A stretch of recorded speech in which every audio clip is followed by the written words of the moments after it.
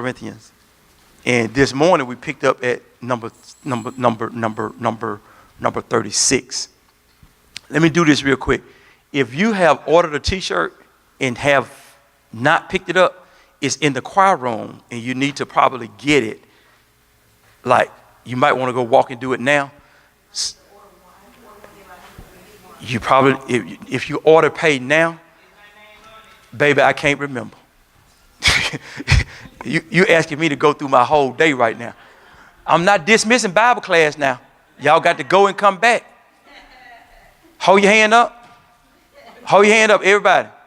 I promise to get my shirt, even if I'm ordering it, and bring myself back. Thank you. All right. Now, let's go. Let's go. I'm in 1 Corinthians 15. You got to take all the kids. If you going, that's my insurance. You coming back. You ain't going to leave your babies. All right, let's go to 15, y'all. Let's get ready to press out here. This morning, I'm going to tell you what I did in Bible class this morning. Some people said that I was too brief this morning in the meditation, that I kind of skipped it. But I told them what happens is at 6:33, we start. At 6:45, we cut the lights off in the room. That's kind of like how it goes. But they were telling me I've been running over time. So I said, well, let me go ahead and this is the time I'm running over. This is what I do in the morning when I get here. Noah was seen it because he come early in the morning. But I put my flow of thoughts on the board. So when I'm talking, all I have to do is look over in the corner and I kind of know where I'm going with this. But this is this morning right here. The notes on Facebook. All right, good. Good Facebook person, administrator. All right, good. So we're in 1 Corinthians chapter, Gary. 1 Corinthians chapter 15 and round about verse number 36. Are y'all good? All right, here we go. What we talked about in verse number 36 was basically sowing and reaping. And what Paul was trying to get them to understand in these verses was that something more than money is sown. It's our lives and it's our body that God is after. Because a lot of times we think that church has this precedence of all they want is your money. And it's not what God is after, because God owns the money anyway. And I'm a firm believer that if a person is not a giver the way that God wants you to give, your mechanic might be. Your doctor might be. You follow what I'm saying? Stuff is going to happen. It's going to be returned to God. Whether it's going to be, whether it's going to be your auto mechanic, whether it's going to be your auto body repair, whether it's going to be the place that's going to put new struts on your car, or whether it's going to be the doctor's office for a new prescription or a visit or whatever. God has a way of having it returned. Are y'all with me? Amen. God has a way, yes. Chapter 15.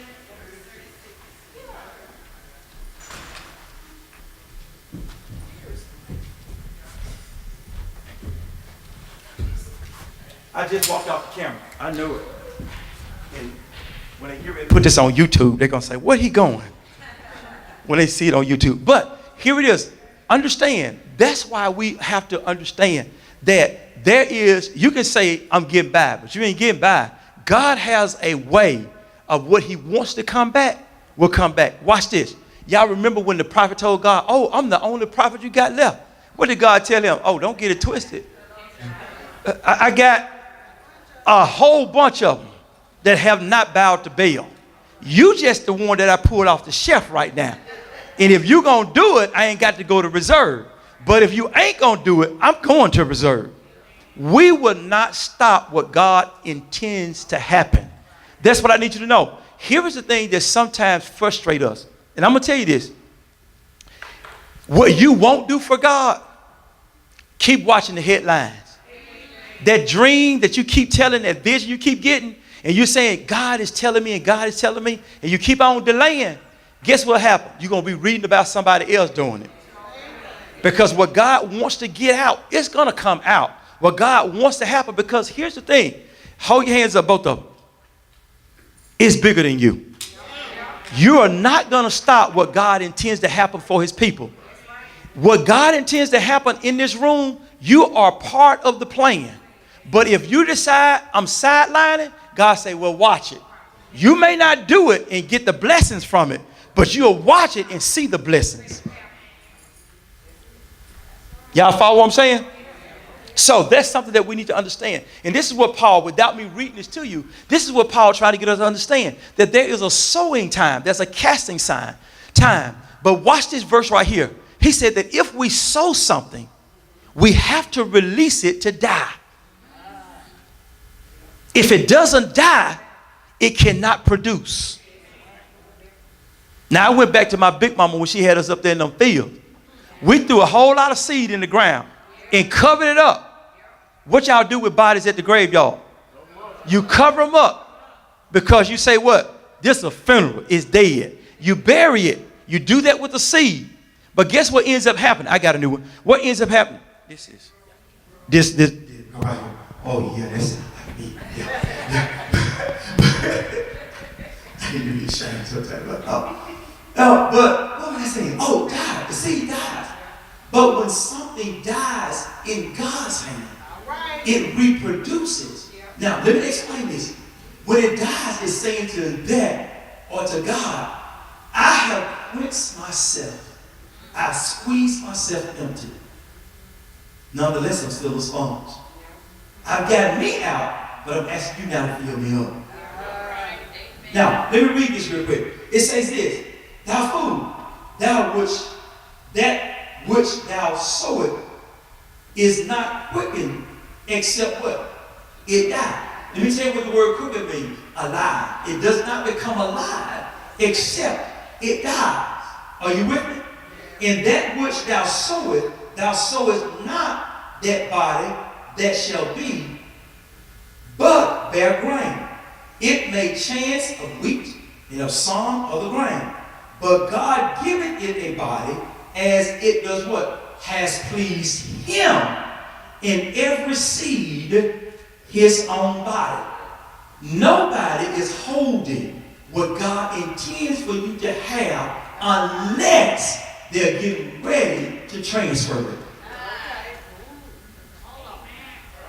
People know. This is how discernment works. Let me go ahead and break it down some. I said break it down. Let me go ahead and elaborate on it. There are people that know that what I have don't belong to me. There have been people who have given me stuff, and I look at it and say, why are you giving it to me? And not many days later, something comes up, and God say, there's your deposit right there. But I will always keep my treasures in the hand of a person that is trustworthy to transition or transfer the deposits.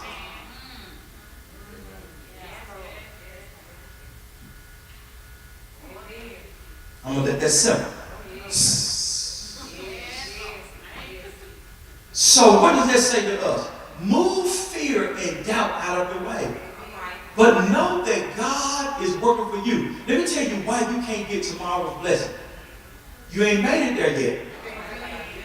God gives us daily provision because we have to walk forward in faith. And as we're moving forward in faith, God will always meet us with what we need. Abram went to the mountain. He said, y'all, the land not going yonder to sacrifice. Worship is what he said, but we'll be back. Abram was speaking a language, but he knew he had to go sacrifice Isaac.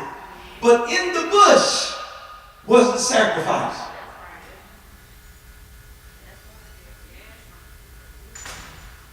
What God needed to get Pharaoh off Moses' back was the Red Sea. When Moses got to the Red Sea, they saw water. But God saw prevention. So when God opened up the hallway for them to go down the hall, Pharaoh though took for granted the same God that worked for Moses would give us the same blessings. And God said, not so. They are mine. If you go to Psalm 18, Lord have mercy, Jesus, I feel a preacher to me. I got to press it. If you go to Psalm 18, Psalm 18 says this, y'all. Lord, my enemies have prayed, but you haven't heard. You won't hear them when they pray. But David goes out a few more verses of Reverend said, but when they hear of me. David said that I got the reputation that when I call God, he answers me. You got to read 18 and play with that, baby. David said that when they call you, you won't even answer. But when they hear of me, that I'm getting ready to pray. Oh, David is praying. They know that you don't watch out. Pharaoh took for granted that the provisions that God made for the children of Israel was going to be the same blessings for him. And it was not the case.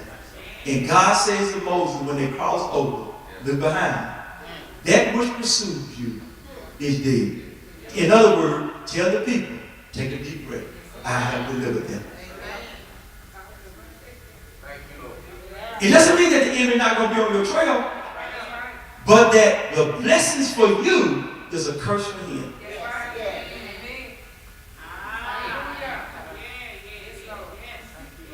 If I could shout now, I would shout.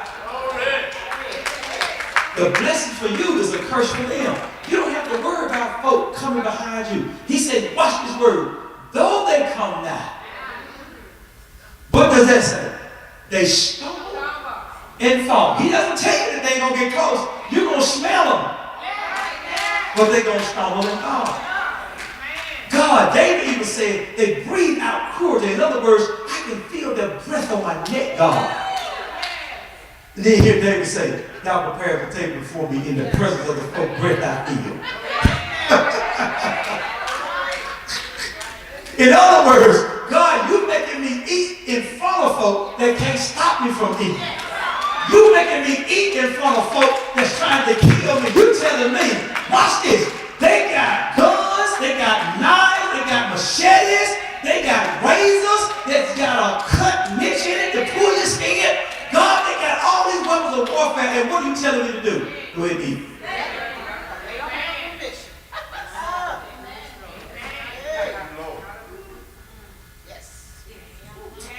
Let's come out of that, boy. I got a preach up in this chest. God, Jesus. I can't. Because we don't get the rest of the verses done. Okay, all flesh is not the same. But there is one kind of flesh of men. Hear this, y'all, because this speaks to body. Another flesh is of the beast, another of the fish, another of the birds. There's also a celestial, which means heaven. But there's also terrestrial, which means earth. But the glory of the celestials is one, and the glory of terrestrials is another. Don't try to steal glory. Not every flesh. He says, listen. He says, now, all flesh is not the same. You got the beast, you got the bird, you got the human. Man, when I read that passage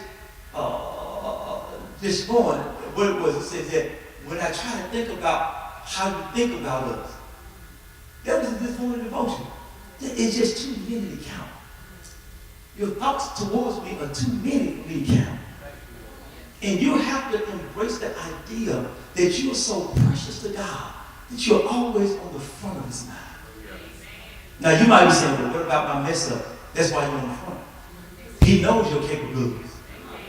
That's why you're on the front of his mind. God knows who we have to pick up before you fall.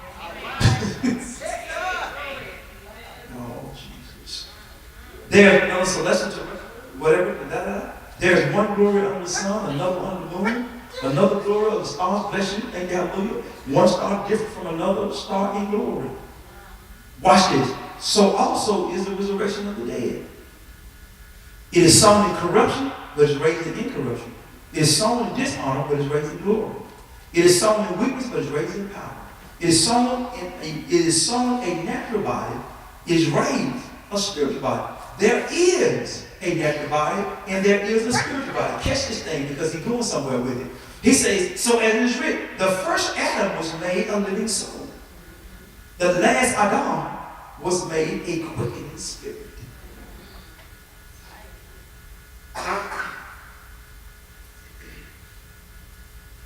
One came to give life, and one took life. Y'all didn't catch that. The thief comes except to steal, kill, and to destroy. But I came that you may have life. And I give it in overflow. Yes. One took life, but another one gives life. That'll preach right there. All by itself. How be it that was not first, which was spiritual, but that which was natural was first, and afterward that which is spiritual. The first man is of the earth, earthy. The second one, man, is the Lord from heaven. God says that what Adam couldn't do, Adam will do. So I'll package myself through trimesters. I'll grow as a child does to experience everything that you will experience, so that in my formation, my hands was on you. But in my birth or creation, I get to experience every stage of humanity. Jesus knew how to kick in his mama's belly.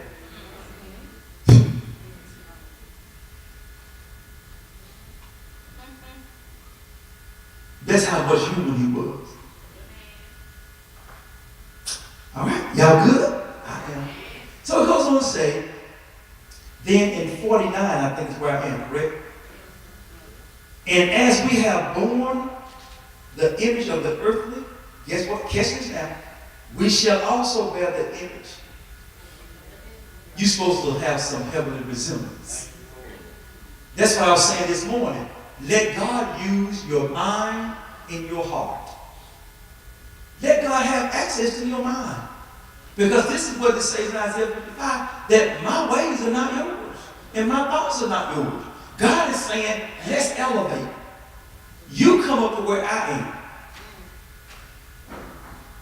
I'm with you, but I'm there for lifting.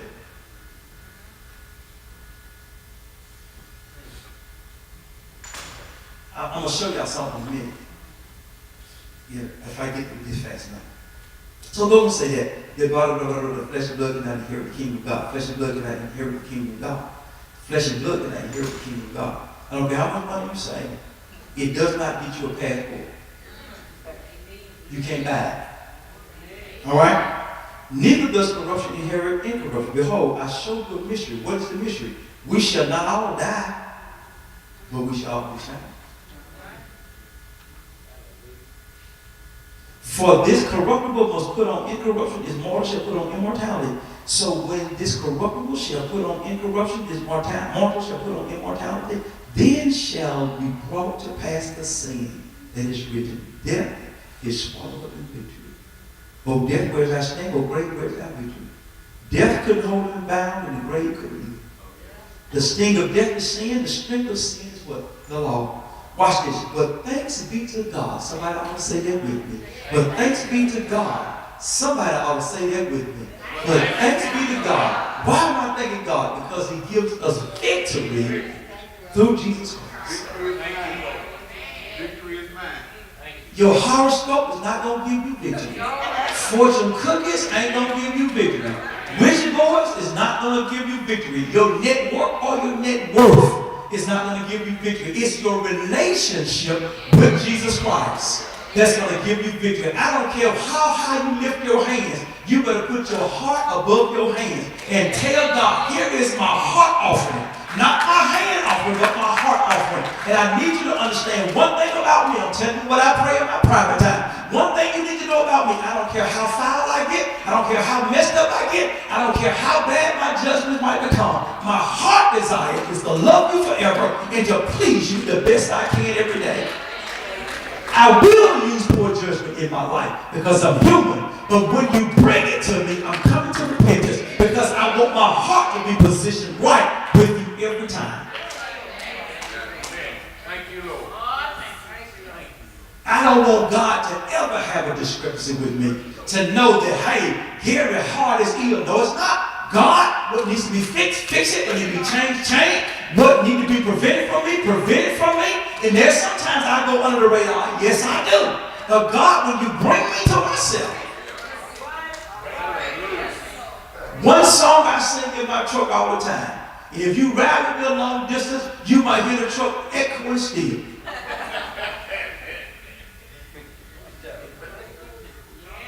Y'all hear me?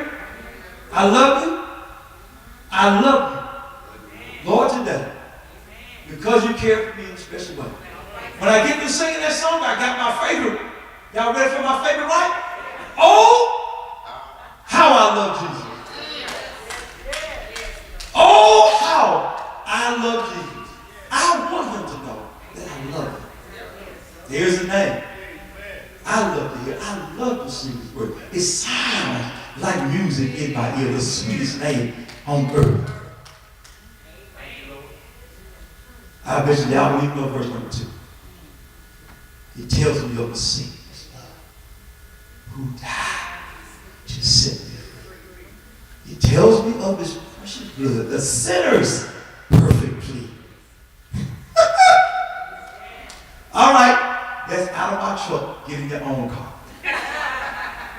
But these are the exercises that I think we need to be practicing and communicating with God. That I love you, God. And if I mess up, I want you to know I still love you.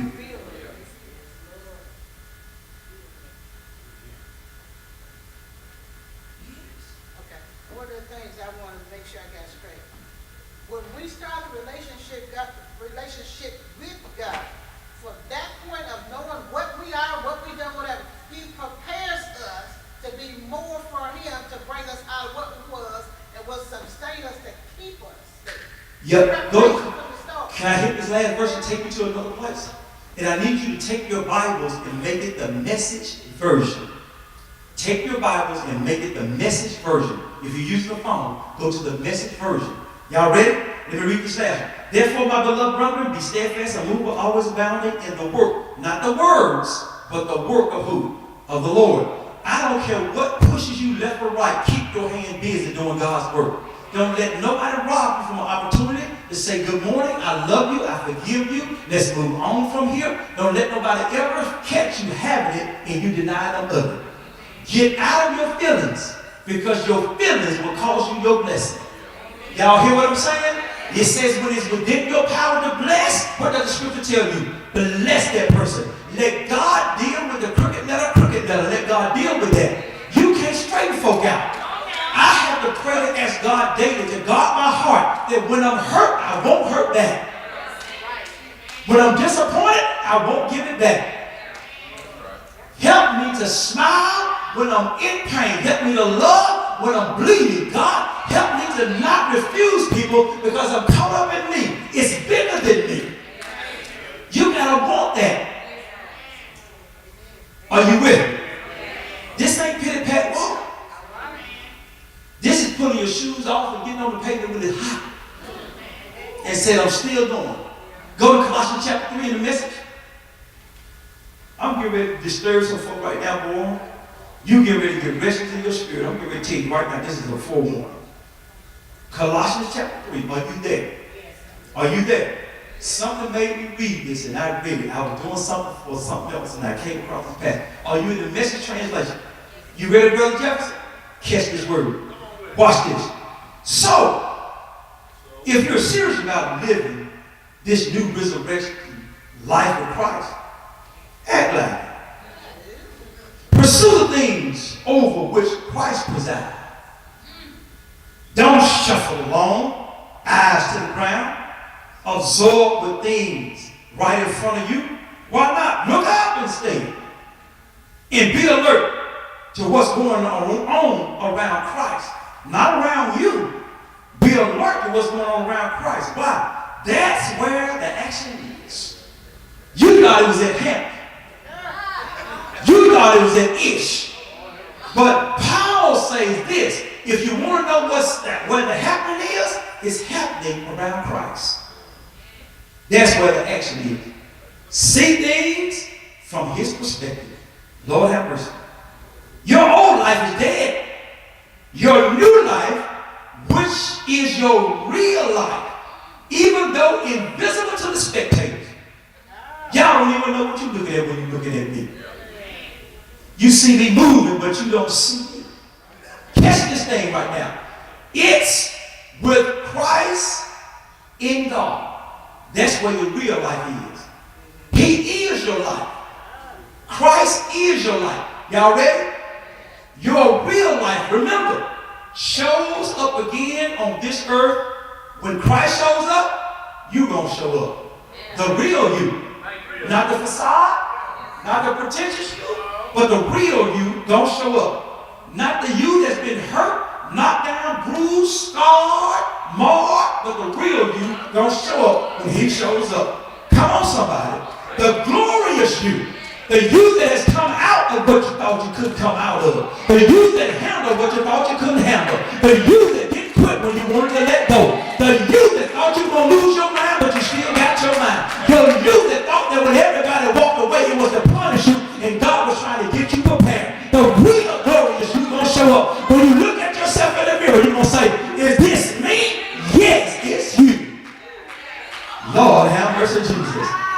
Meanwhile, be content with austerity like Christ. Are y'all ready? That means killing off everything connected with the way of death. Watch out, y'all. Pump your brakes. Sexual promiscuity, impurity, lust. Catch the next one. Doing whatever you feel like, whenever you feel like it. And grabbing whatever attracts your fancy. Lord, have mercy, Jesus. Paul is talking some real talk here. But don't forget what he said now. If you're serious about living this new resurrected life, act like it.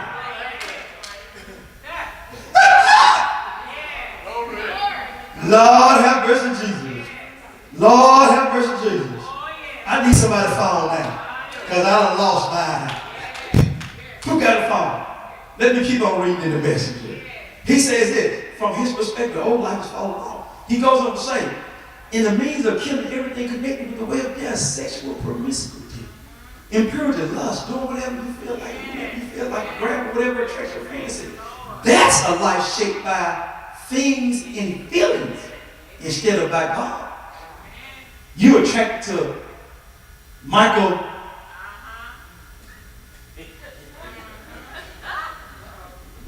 All this fancy jewelry. And when he don't buy nothing on your birthday, you mad. In other words, don't get caught up in your feelings. Come on, somebody. That's the life shaped by things and feelings instead of by God. All of this other stuff we just mentioned. Watch this now. It's because of this kind of thing that God is about to explode in anger. What kind of thing? Let me go back to it. Sexual promiscuity, impurity, lust, doing whatever you feel like when you feel like it, and grabbing whatever attracts your fancy. God is about to explode in anger. It wasn't long ago that you were doing all that stuff, not knowing any better. Catch it now, but you know better now. So make sure it's all gone for good. Bad temper, being irritable, meanness, profanity, and dirty talk. Yeah, Lord have mercy, Jesus. I wasn't intending to read it this morning, but it got in my book satchel. I'm telling you, it got in my book satchel. Don't lie to one another. You are done with that old life. It's like a filthy set of it's like a filthy set of ill-fitting clothes you stripped off and put on in the fire. Now you are dressed in a new wardrobe. Every item of your new way of life is custom made by the Creator with His labor on it. Ain't no Josh Baker in this tale. God is the custom designer and He's got your name on it. We in Colossians 3. And we're reading from the messenger interpretation. The message interpretation. Y'all heard me get there. Fast. Quickly. Suddenly. Immediately. Instantly. Are you there? I'm waiting on them to say yes. Keep going. You want to know where I'm at? You ain't at the verse I'm at. I'm at that verse that ain't on this phone no more. Listen, go to verse number 9 through 11. Oh, let me pick y'all up right here. Go to 5 and 8. That's why I'm going to pick y'all up there, right there. Y'all say go when y'all got it. Them. Go. You saying it? Go. And he's saying, become like Christ. And that means killing off everything connected with that way of death. Sexual promiscuity, impurity, lust, doing whatever you feel like when you feel like it, and grabbing whatever attracts your fancy. That's a life shaped by things and feelings instead of by God. I feel like I want it. I think I want it. Because he's doing this and she doing that. I want it. That's that kind of thing. It's because of this kind of thing that God is about to explode in anger. Those things I just read. It wasn't long ago that you were doing all that stuff, not knowing any better, but now you know better. So make sure it's all gone for good. Bad temper, being irritable, mean, and profanity, cussing folk out. And if you ain't cussing folk out, got to look like you were cussing out. And dirty talk. Y'all got me? Don't lie to one another. You're done with that old life. It's like a filthy set of old, ill-fitting clothes you stripped off and put in the fire, which means that you didn't intend to wear them no more. Now you're dressing a new wardrobe. Every item that is a new way of life is custom made by God with his labor on it. Somebody ought to say that he got his name on me. Somebody ought to say that today. He got his name on me. Woo! And he's hot, I'm telling you. Woo! He's hot. Sizzling hot. Let me move on, y'all, while I'm here. It goes on to say, all the old fashions are now obsolete. Words like Jewish and non-Jewish, religious and irreligious, insiders and outsiders, uncivilized and uncaught, slave and free means nothing. You ain't trying to divide folk up in groups. You're just trying to live to the glory of God. From now on, everyone is defined how? By Christ. I don't see your ugliness because I know that I got my own ugly. All of me loves all of you.